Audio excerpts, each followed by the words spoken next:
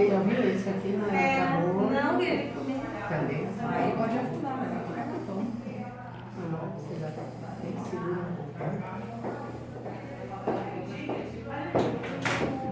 Cada aqui eu estou colocando 5 unidades pro bruxismo dela, tá?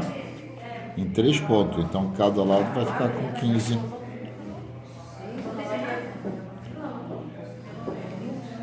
Esse lado já acabou. Deu muito?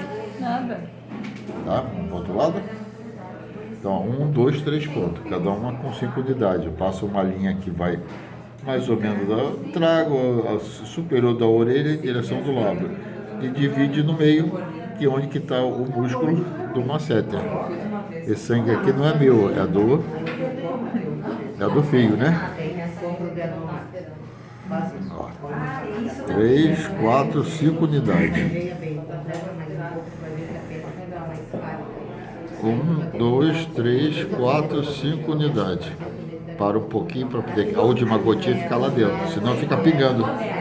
Você já reparou se você puxa direto e fica pingando, né? Ó, 1, 2, 3, 4, 5, puxa um pouquinho, para e tal. E faz a pior de todas. Segura a mãozinha dela aí. Pronto!